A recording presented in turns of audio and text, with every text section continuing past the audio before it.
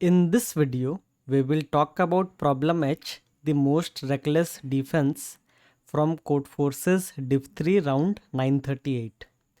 The problem statement is a bit intimidating and you most likely skipped attempting this problem or upsolving it after the contest. However, these are precisely the problems that are outside your comfort zone. And if you want to grow to the next level on Codeforces, you need to have the courage to attempt and solve these kind of problems. In this video, we will see the strategy that you can apply to tackle these problems. The first paragraph has no useful information.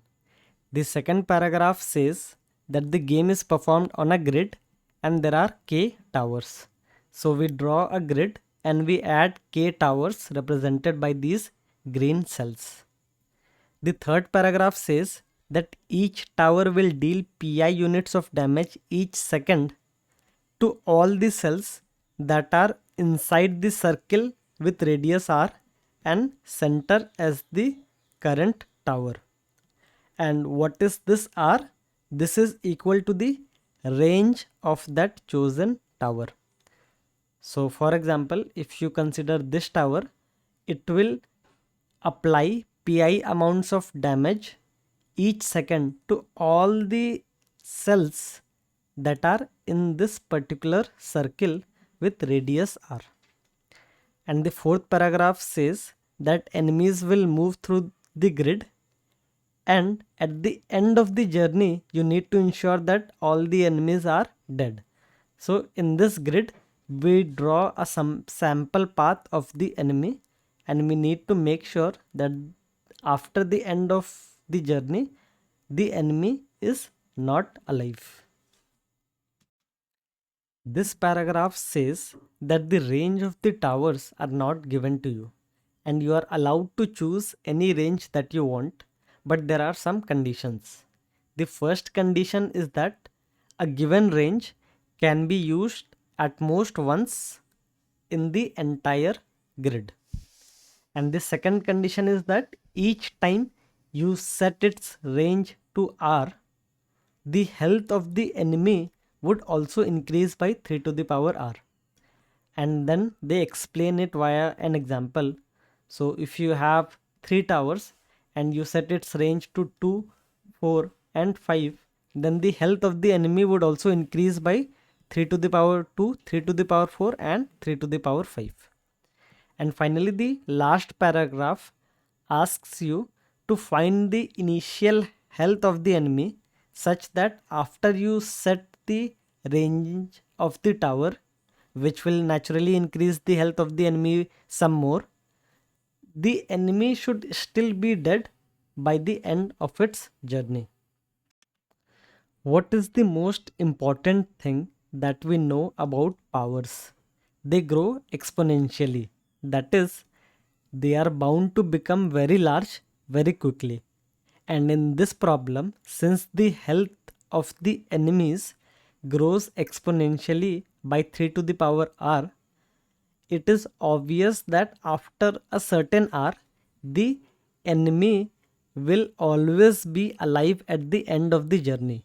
So before starting to solve this problem, it makes sense to think about what is that threshold r after which the answer will always be that the enemy is always alive at the end of the journey.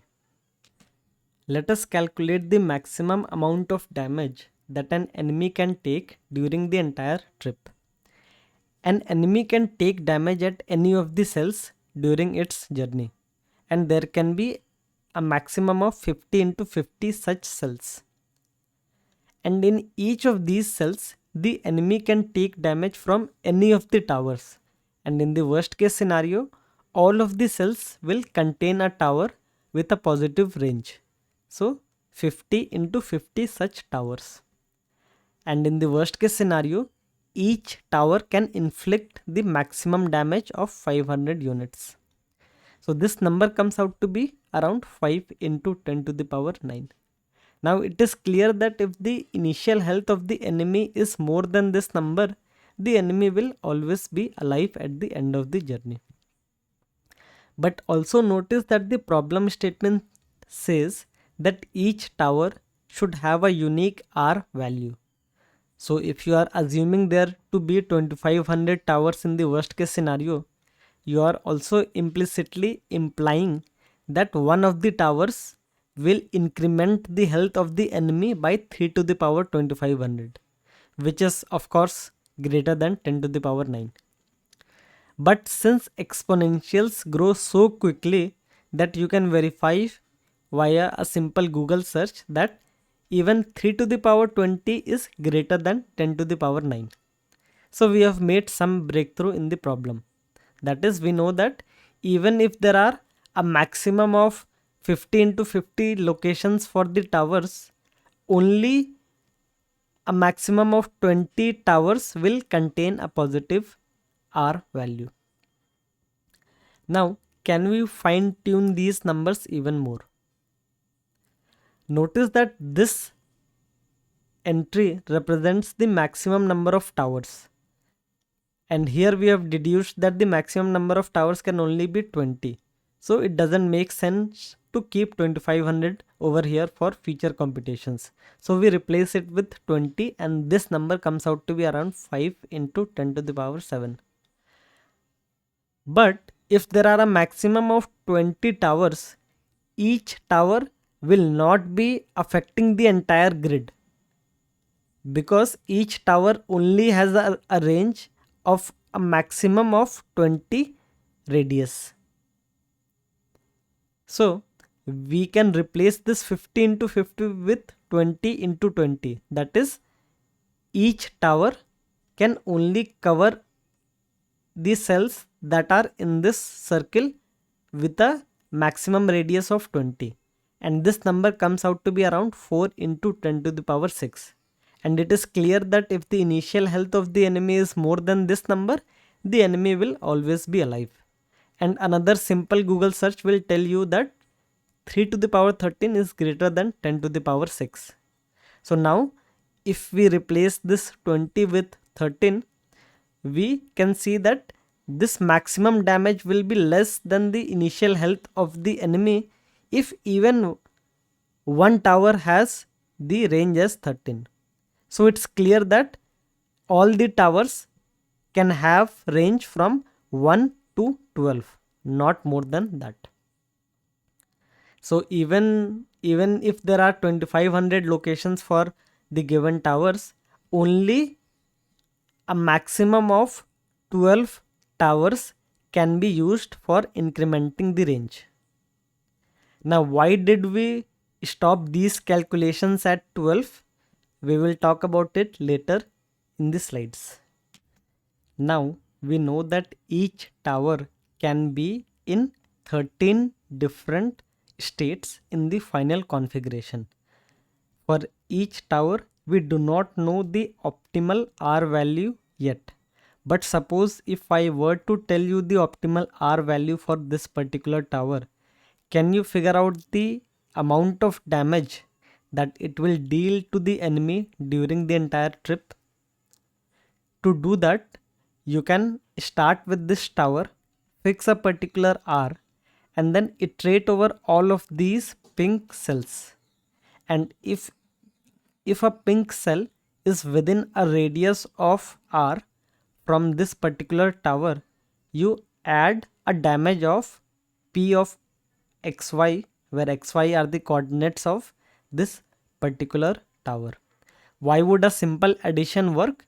Because the problem statement mentions that each enemy will traverse and visit each of these pink cells exactly once in its journey.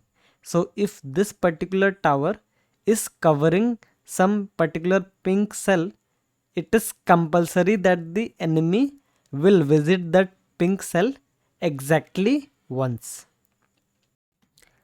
For the code, we iterate over each of the green towers and then fix a particular R value for the green tower, which can vary from 1 to 12. Then you iterate over all the cells in the grid and check if it is a pink cell.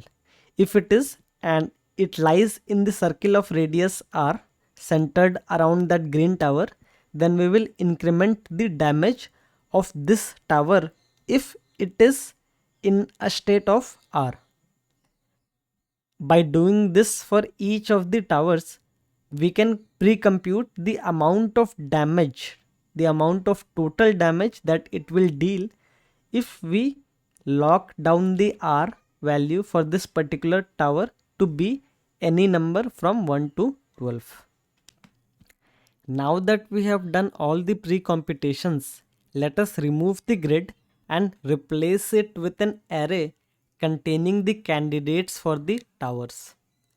Note that this doesn't change the context of the problem because these elements still correspond to entries in the original grid, and arrays are easier to comprehend and develop algorithms for. Previously, we also discussed that these array elements can have R values as 1 to 12, and none of these R values should be repeated. And notice that the maximum length of this array will be 50 into 50. Now, is it optimal for us to compulsorily take all the distinct R values that we can in our set from 1 to 12? This might not be optimal because each R value will increase the health of the enemy by 3 to the power R. So there is a trade-off there and you need to come up with an optimal solution. So why not try all the possible subsets of 1 to 12 and see which one gives you the best return. So for example, this is one such subset and we can represent it by a bitmask, and this bitmask means that you took an R value of 1, 3, 1, 3, 4 and so on.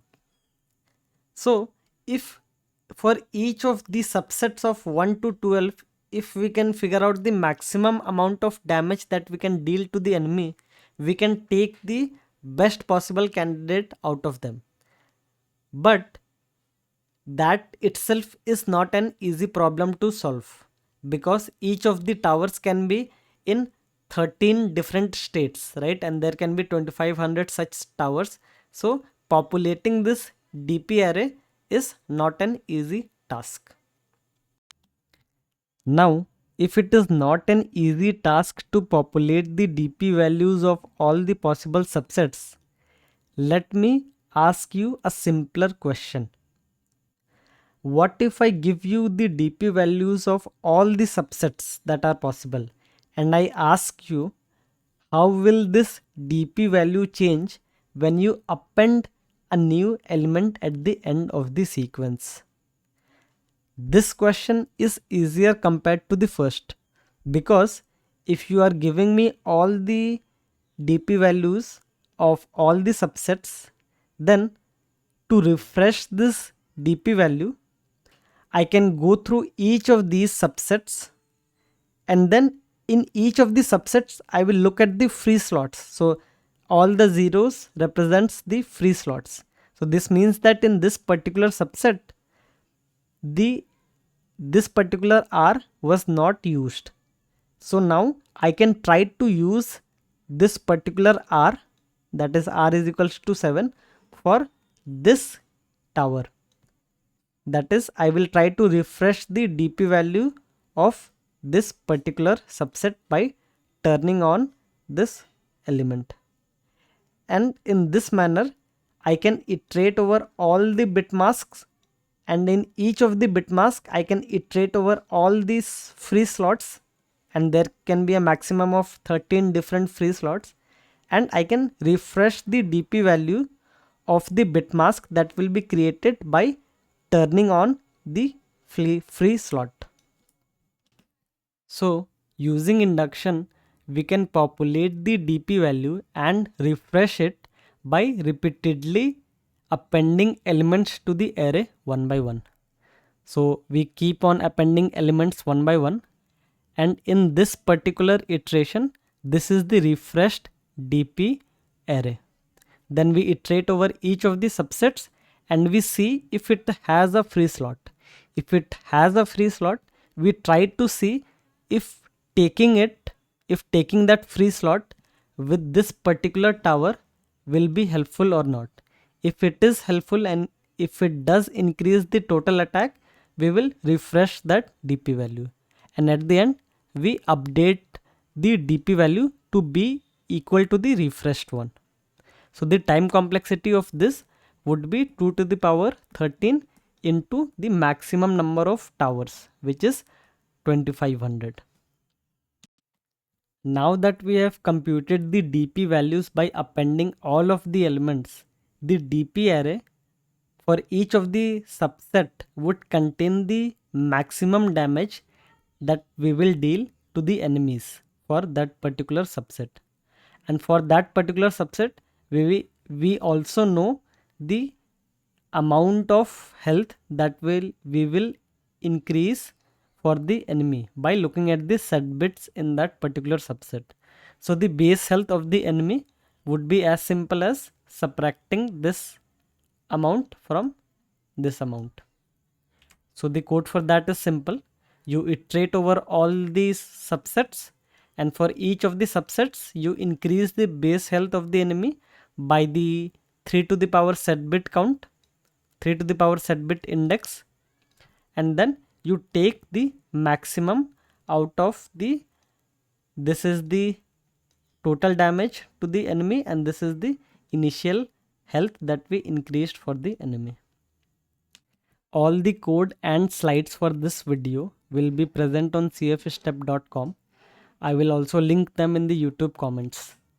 If you want to improve your Bitmask DP skills, I have added some practice problems on this topic in the Codeforces CFStep Codeforces group, the link of which would also be present in the YouTube comments.